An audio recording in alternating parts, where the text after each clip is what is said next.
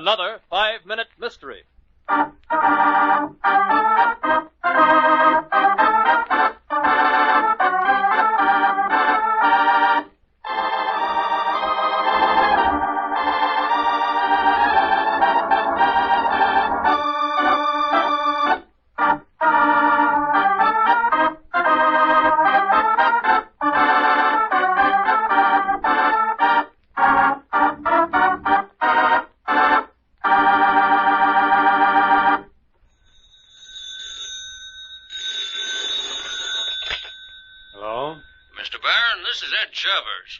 Hello, Constable.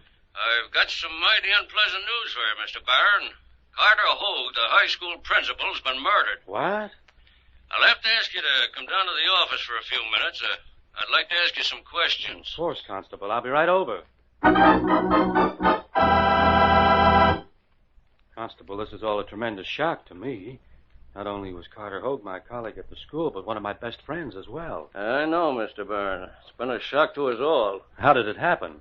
Well, as far as I know, someone crept in through the window of Hogue's house and struck him over the head as he sat in his study. Any clues?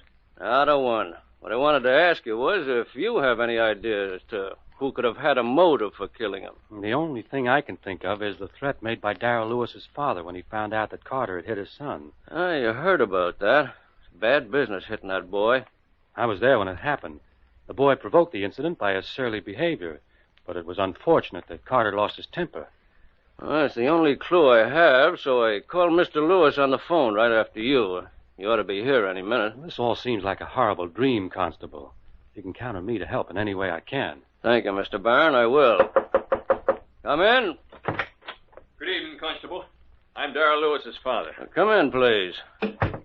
Any idea why I sent for you? A little. You must have heard about the threat I made to the principal when I found out he hit my kid. That was a dangerous thing to say. I lost my head. Hogue had no right to lay a hand on my kid. Mr. Lewis, Carter Hogue is dead. Murdered. Dead? Now, see here. I know what you're thinking, and you're dead wrong. I'm innocent. You're protesting your innocence rather loudly, Mr. Lewis. Now, look here, Mr. Barron. I'm not the polished gentleman you are, but I can still protect my rights. Doesn't look good for you, my friend. When you threaten to kill a man and then 2 days later he's murdered, it's more than coincidence. You better close your mouth, teacher, or I'll do it for you. Perhaps I'd better. I don't want to have you sneaking up on me and smashing in my skull with a bookend like you did to poor Carter Hogue. Why, you dirty... Easy there, Mr. Lewis, easy. And you stop this cross-examining, Barron. There'll be plenty of time for it in the courtroom at your trial. What? You killed Carter Hogue, and I can prove it. How does Constable Ed Chevers know that Sam Barron is the murderer of Carter Hogue? In just a moment, we'll know, but first...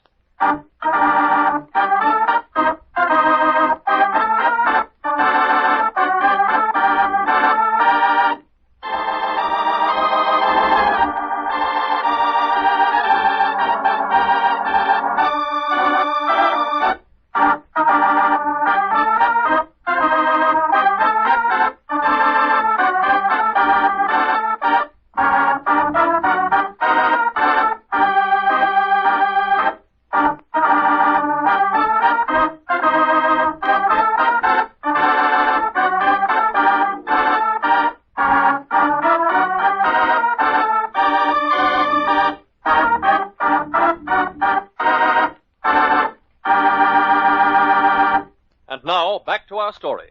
Unfortunately for you, Mr. Barron, in your attempt to pin the murder on Mr. Lewis here, you became too dramatic in describing the scene and the action. How did you know that Hogue had been struck with a bookend? I didn't tell you, and you hadn't seen the body. Only the man who committed the murder could have known what the weapon was.